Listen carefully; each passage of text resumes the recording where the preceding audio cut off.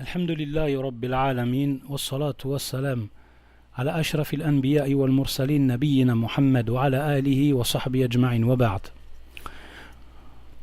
Pour ce deuxième audio concernant l'imam al-Bukhari rahimahullah et son ouvrage L'Authentique, nous allons parler de son sujet, du sujet du livre de l'imam al-Bukhari. Et on a déjà vu que le sujet de fond,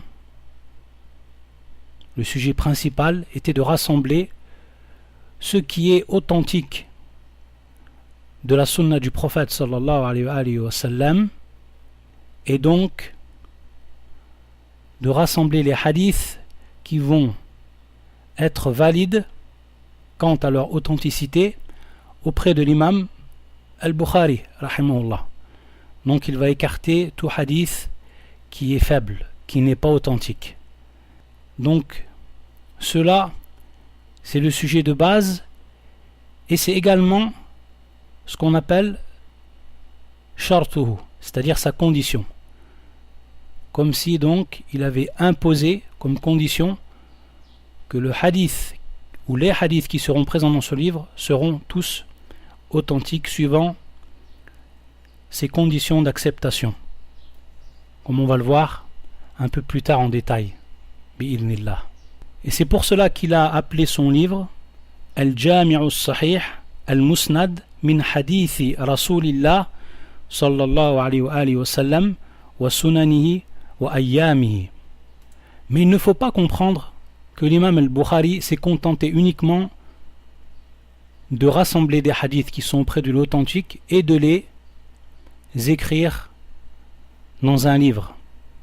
Mais on va voir que dans ce magnifique livre, on va trouver bien d'autres choses, des suppléments qui sont d'une grande valeur et qui vont nous montrer le fiqh de l'imam al-Bukhari et de sa grande science dans les différents domaines. Non seulement l'imam al-Bukhari il rapporte les hadiths authentiques, mais également il va les placer sous des chapitres.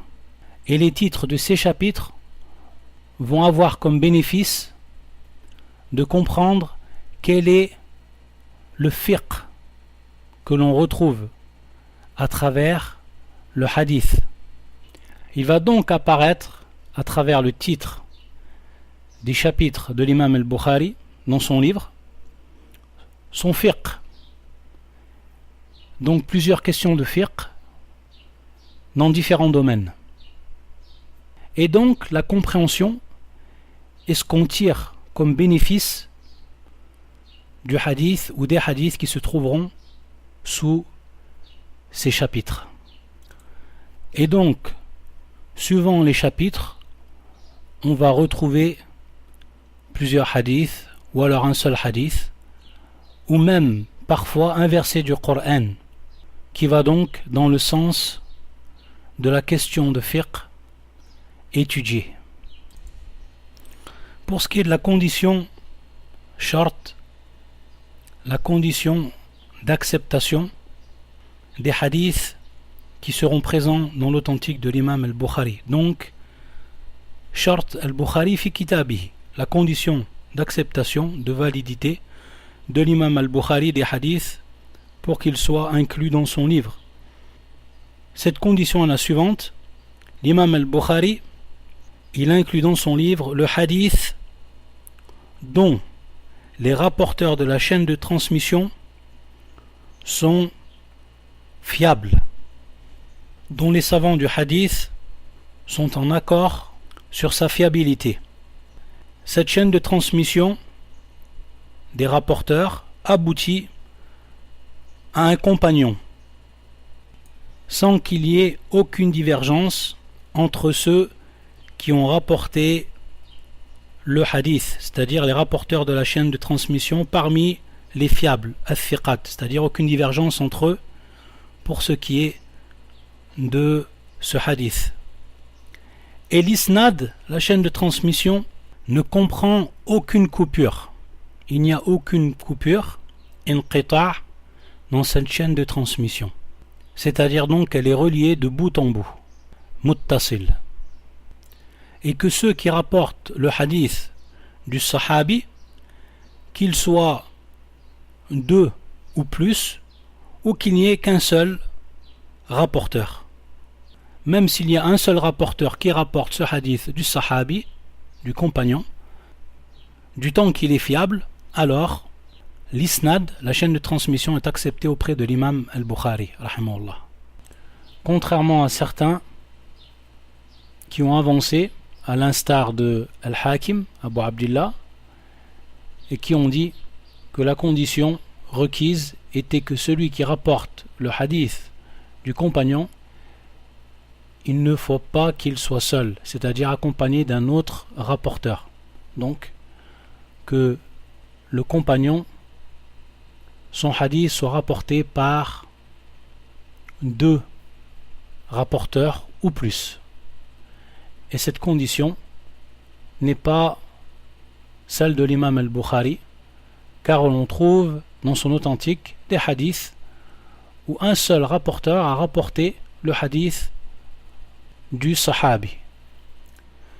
Lorsqu'on parle de la condition de validité du hadith authentique auprès de l'imam al-Bukhari, ici une faïda que l'on va donner et qui est précieuse et qui est la suivante.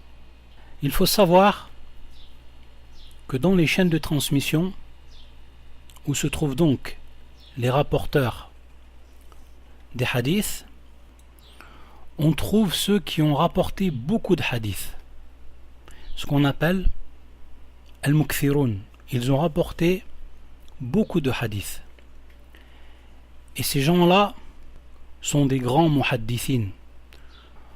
On pourrait dire que ce sont des emblèmes dans la science du hadith concernant ceux qui ont rapporté les hadiths du prophète sallallahu alayhi wa sallam. À titre d'exemple, l'imam az-Zuhri rahimahullah ta'ala, lui il a rapporté beaucoup de hadiths et donc il a eu beaucoup d'élèves, et ces élèves qui ont rapporté les hadiths de lui ont été classés en 5 niveaux, et c'est ce qu'on appelle tabaqatur ruwat. Ceux qui ont rapporté les hadiths de l'imam Zuhri sont classés en 5 niveaux, et le premier niveau, c'est bien entendu le plus haut niveau, et c'est ceux qui sont restés très longtemps auprès de l'imam az-Zuhri, et c'est ce qu'on appelle al-mulazama. Ils ont demeuré auprès de lui, de l'imam az-Zuhri, une grande période. Ils l'ont accompagné dans ses voyages et ils sont restés auprès de lui durant sa résidence. Ce sont donc eux les plus fiables lorsqu'ils rapportent les hadiths de l'imam az-Zuhri. Et donc c'est le premier niveau, at-tabaqatul oula. Par conséquent, ça va être le plus haut niveau de degré d'authenticité lorsque l'un des rapporteurs qui est dans ce niveau rapporte un hadith de l'imam az-Zuhri. Il vient ensuite le deuxième niveau.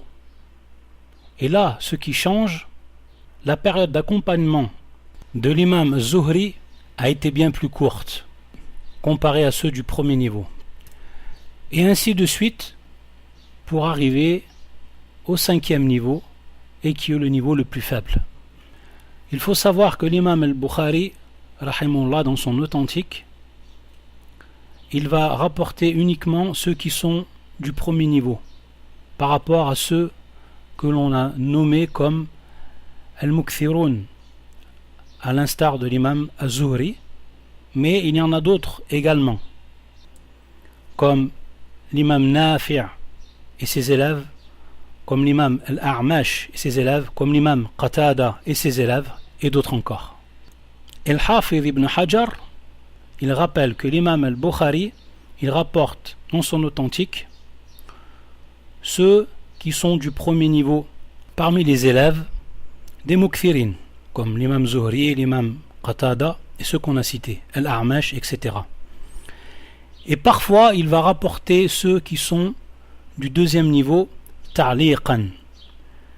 Ta'liqan. Ce terme-là, on va l'étudier et on va le voir de manière plus approfondie pour comprendre ce qui se trouve également comme hadith dans l'authentique de l'imam al-Bukhari. Et parfois et très rarement ceux du troisième niveau, comme le cite toujours Ibn Hajar. Mais toujours dans le domaine de ce qu'on appelle al-mu'allaq ou al-mu'allaqat. Et cela, comme je l'ai dit, on va l'étudier, Inch'Allah. On va le voir plus en détail. Par contre, pour ce qui est du quatrième niveau, du cinquième niveau, alors ils ne sont pas rapportés, ils ne sont pas présents dans l'authentique de l'imam al-Bukhari, également dans l'authentique de l'imam Muslim, à titre de faïda. Ensuite, pour ce qui est des autres rapporteurs et qui ne rentrent pas dans al-Mukthirun et leurs élèves, alors cela va dépendre du niveau de fiabilité du rapporteur. Et là, on va voir deux types de rapporteurs. Celui qui rapporte seul le hadith. Et dans ce cas, ce qui va être présent dans l'authentique de l'imam al-Bukhari, ça va être un rapporteur qui a un niveau de fiabilité suffisant pour qu'on en accepte son hadith lorsqu'il yatafarrad bi, lorsqu'il rapporte lui seul ce hadith. Par contre, pour ce qui est de l'autre catégorie, ceux dont le niveau de fiabilité n'est pas suffisant pour accepter ce que l'on appelle at-tafarrud, c'est-à-dire accepter le hadith qu'il rapporte lui seul, alors on va voir que ce qui se trouve dans l'authentique de l'imam al-Bukhari est que ce rapporteur ne sera en fait pas le seul à rapporter ce hadith, mais qu'ils seront plusieurs, ce qui rendra la fiabilité du hadith incontestable, du fait du nombre de rapporteurs. Donc, pour résumer, la première catégorie, al-Mukthirun, avec leurs élèves, ceux-là, on va trouver dans le Sahih de l'imam al-Bukhari ceux qui sont du premier niveau, et ensuite ceux qui sont du deuxième et du troisième niveau, mais ta'liqan. Et ensuite, la deuxième catégorie, c'est ceux qui ne font pas partie des al-Mukthirun, mais ceux-là sont de deux sous-catégories. Celui dont on peut accepter le hadith s'il rapporte le hadith lui seul, yatafarrad bi riwayat al-hadith, ou alors celui qu'on n'accepte pas ou dont sa fiabilité n'est pas suffisante pour accepter son hadith lorsqu'il est le seul à le rapporter. Mais le hadith ne sera jamais présent de cette personne-là s'il est le seul à rapporter ce même hadith. Et donc l'imam al-Bukhari n'acceptera le hadith de cette personne que s'il y a d'autres avec lui rapporteurs qui rapportent ce hadith. Et dans ce cas-là, donc, le hadith sera présent car il n'y aura pas de doute sur l'authenticité du hadith quant au nombre de rapporteurs, quant aux chaînes de transmission présentes pour ce même hadith. Wallahu ta'ala a'lam wa sallallahu ala Muhammad wa ala alihi wa sahbihi ajma'in.